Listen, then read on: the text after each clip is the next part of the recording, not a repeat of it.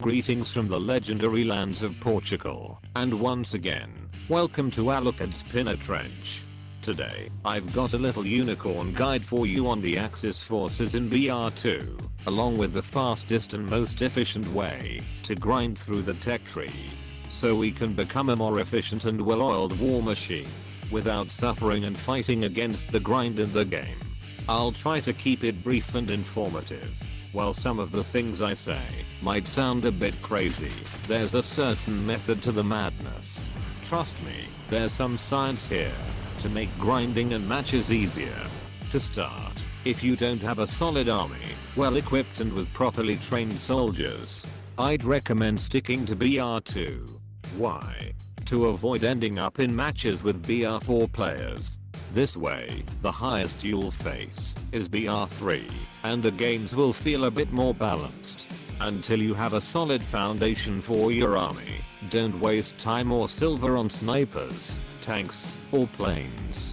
Because they won't help you gain experience, silver, or win games. Without a strong infantry corps, it's very hard to make the grind fast, efficient, or support your team effectively. These are classes that don't have an active presence during the matches.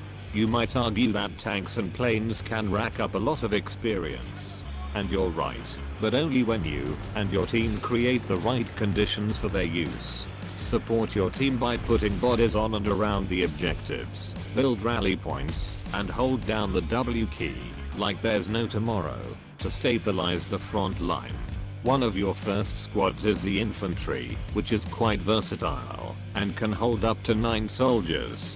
If you don't have much silver, soldiers, weapons, and so on, I recommend using only 5 soldiers per squad. It's better to have a few good ones than a bunch of mediocre ones. This way, you'll save resources and time.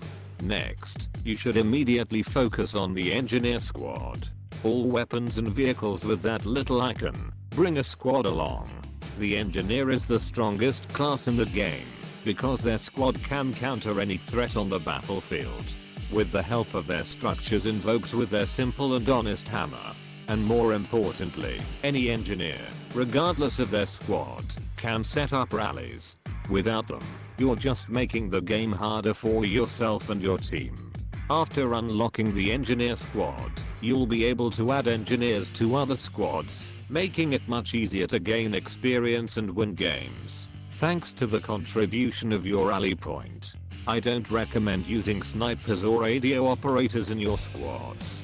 You're basically just wasting space that could be filled with more useful soldiers or classes on the battlefield. As nice, fun and educational as being a sniper might seem, it won't help much in fighting the grind, since you won't have an active role in the matches. And let's be real, what are the chances your radio operator will even be alive when you can use the artillery strike? My advice is to have balanced squads, with 2 or 3 native specialists from the squad. In this case, the infantry soldier, mixed with other classes, so you can respond to all threats on the battlefield. Let's now talk about the medic squad. If you're new to the game or just starting to grind a new nation, you'll have to use them for a while, as they're the first troops that can use an SMG and easily take enemy positions. Unfortunately, they can't bring an engineer to set up that all-important rally point, but they can place a med box for your team and you to use, and they can heal allies, which gives some extra experience. To avoid too much struggle with the medic squad, I recommend researching the MP34, the second SMG, because the first one only holds 20 bullets. This can often lead to many encounters with the enemy ending badly for you. Now let's talk about the LMG squad, your personal mobile meat grinder. To save time and silver, just stick with the breeder mod 30 until you've built the core of your army. This baby may not look like much, but it's got enough firepower to turn enemy soldiers into ground beef. Plus, with the ability to build a heavy MG nest, you'll be mowing down infantry, and even a few unlucky planes or tanks that thought they were safe.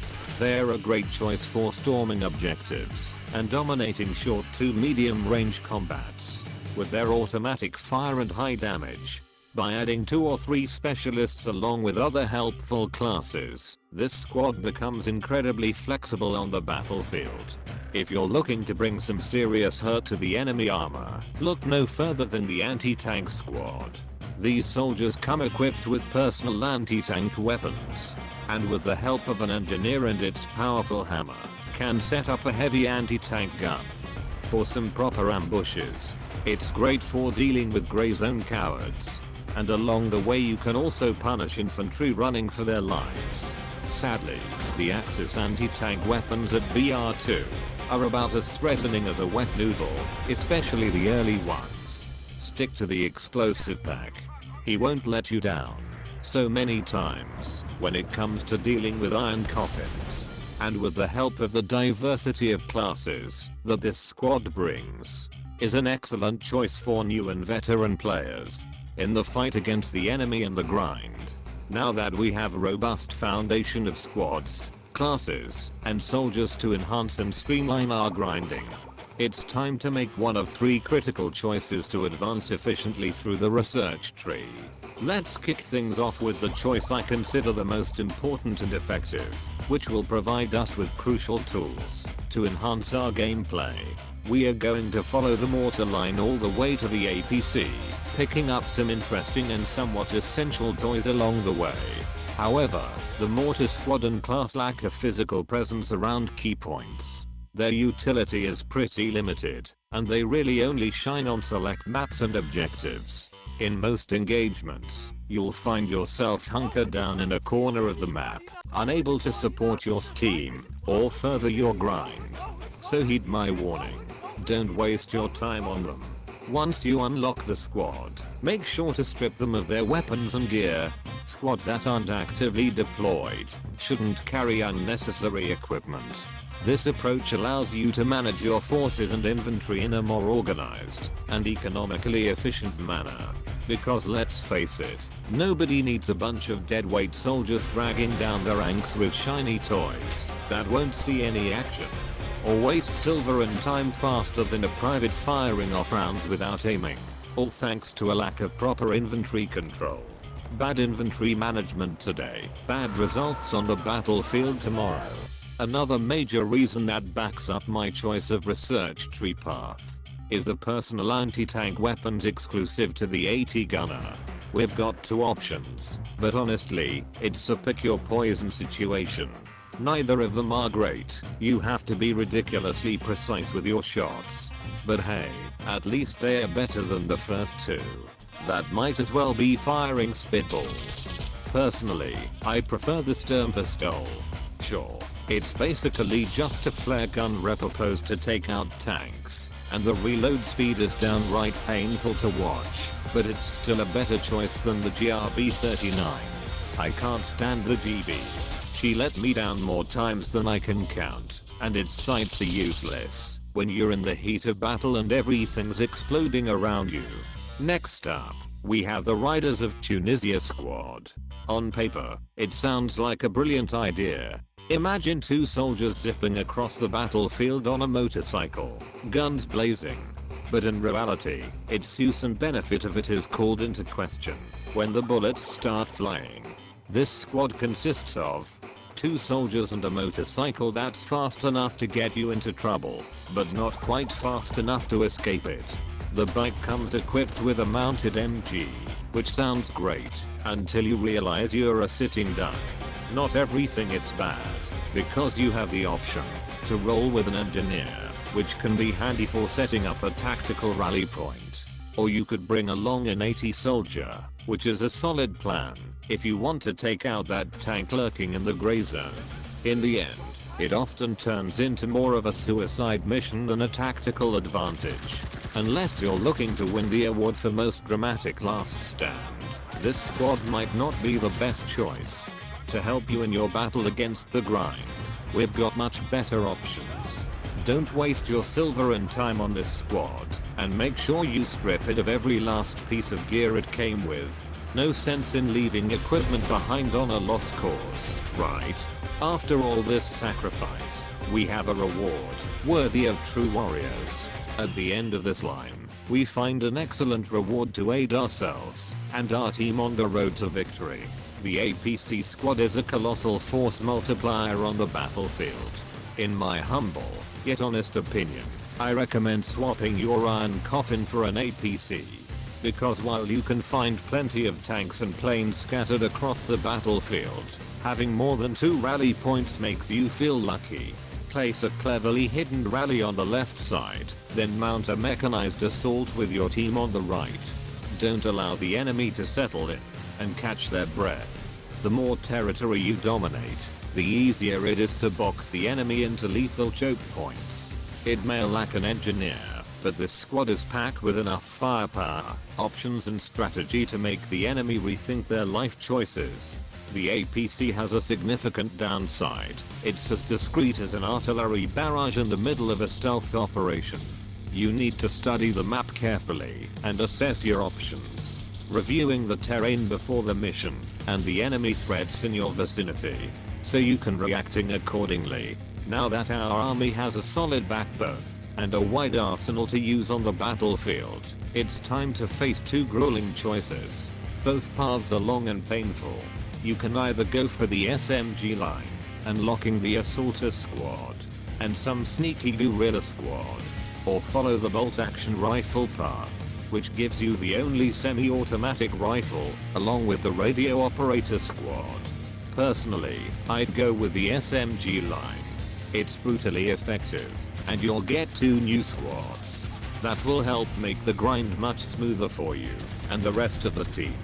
As I've pointed out, the MP28 isn't going to win any awards, so grab the MP34 until something better comes along.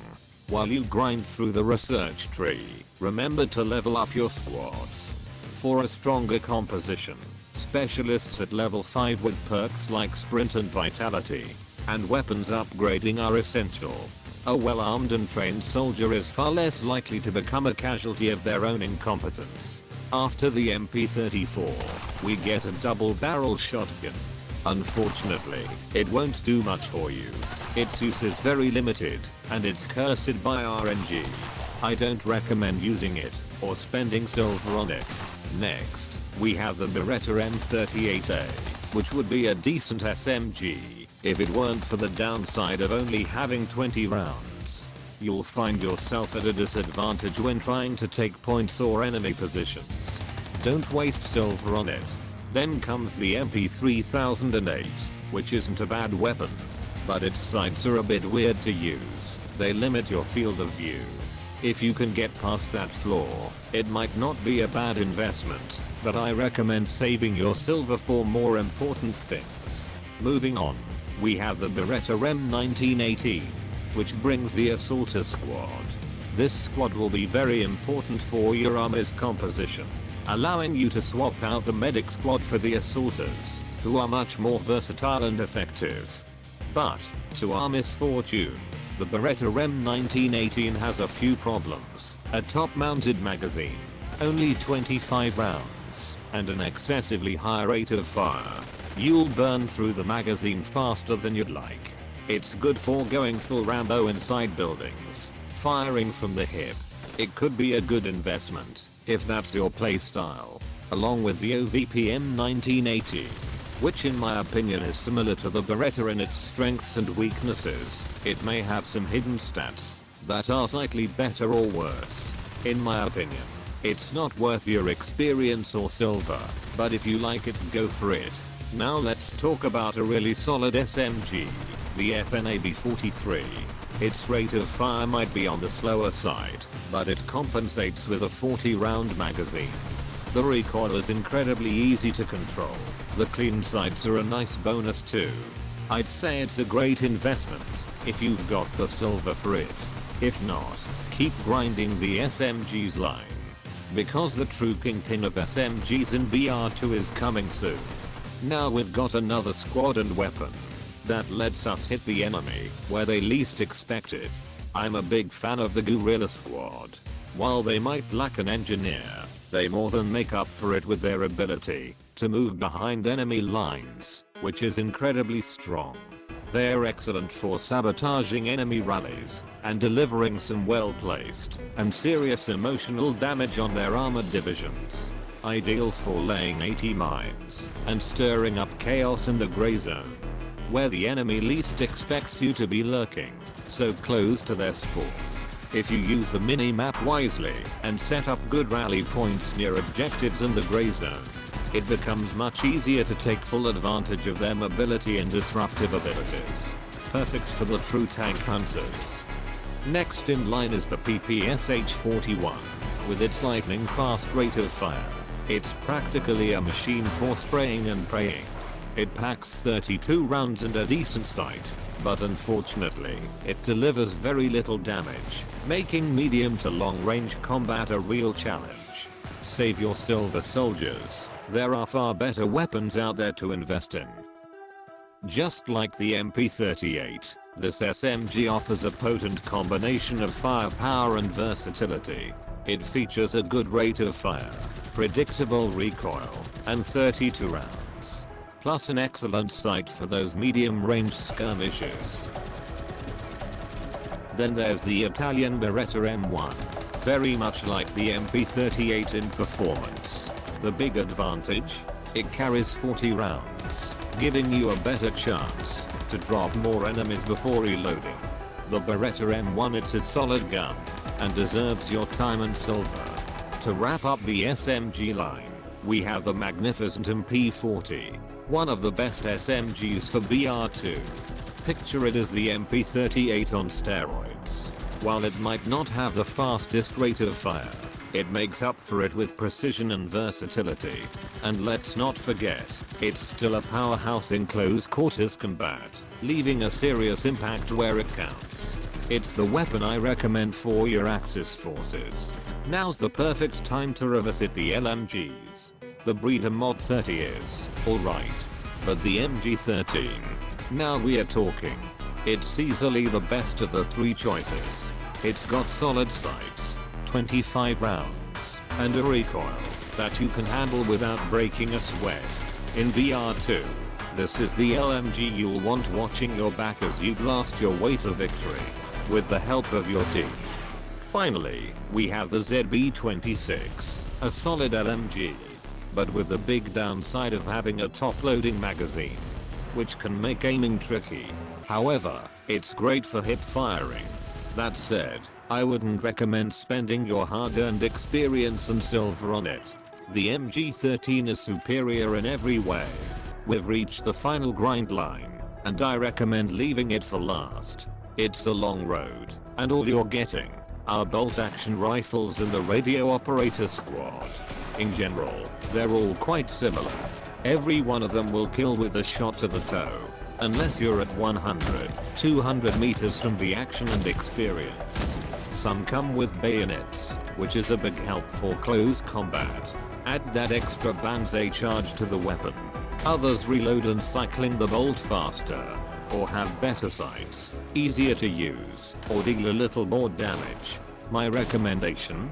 Use the rifle you feel most comfortable aiming with, because in a 1v1, what really counts is how fast you can get the sight on target. It's a matter of testing the guns before you spend silver on weapons you might not end up liking. Personally, I'm a fan of the pre-war Kar 98. Out of all of them, it's the most reliable and rarely lets you down. A reliable partner that won't hesitate to make the enemy regret their decisions. Just don't forget that it's a bolt action. When you unlock the pre-war Kar 98, you also get access to the radio operator squad, which is hands down one of the most powerful squads in the game. Their ability to mix different classes gives you flexibility on the battlefield, and their skill to call crushing artillery or bomber strikes makes them a force multiplier. Whether you're softening up enemy positions or creating chaos behind enemy lines, these guys have your back. They're versatile, deadly, and perfect for handling anything from infantry to armored targets. If you're grinding through the research tree, having this squad in your lineup is like carrying a tactical nuke. Use them wisely, and the battlefield is yours. Now we have our first and only semi-automatic rifle for the Axis in BR2. The Armor Mod 39. With a 6-round magazine. It has a decent rate of fire, but reload time not so good. Its damage is reasonable, but it's not winning any long-range contests. Great for a last-minute charge on enemy positions. Its reload speed and lack of a bayonet turn it into a bad investment. In BR2, you're better off sticking with bolt actions. At least come with a pointy stick for those close encounters. At the end of the bolt action line, we arrive at the VG2. Its biggest selling point? Those 10-round magazines. With a decent rate of fire and a good sight, it's ready to serve. Sure, it's missing a bayonet, but you won't need to stab anyone when you can just keep firing. It's a reliable choice for BR2. We've covered the weapons and squads that are crucial for making your grind to victory a bit smoother. Now, it's time to talk about the iron coffins and cockpit warriors. Everything before the Puma is practically useless, and will just drain your silver, while leading to more defeats. The Puma might be made of cardboard, but its speed and gun turn it into a real asset in BR2. Then there's the PZ-3N. The standout tank for Axis BR2. Good mobility, tough armor against other tanks and infantry 80 guns, and a short 75mm cannon with heat rounds that are deadly against other armor. Anything else for BR2 is just a waste of your time, experience, and silver. For those who love dealing serious damage to ground forces while cruising the skies, the Ju-87 D5 and R2 are solid choices. The D5 comes equipped with 2 autocannons, making it more effective against other aircraft, while the R2 packs a bigger bomb. Both are like bathtubs with wings, offering little hope for evasive maneuvers. For those who prefer a bit more speed and versatility, we have the BF-109 F1 and F2. The main difference between them lies in the autocannon. Caliber 20mm for the F1 and 15mm for the F2. These planes are fast and agile, plus they come with the added bonus of 4 50kg bombs. My brave brothers and sisters of the trenches, these are my recommendations to help you build a strong and effective presence playing with the Axis in BR2. In the battle for experience, silver, and victory, let's help the team like true unicorns. The road may be long, arduous, and frustrating, But if you follow my advice, everything will become much easier. Have fun, and I'll see you on the battlefield, my enlisted unicorns. A brief farewell from Portugal.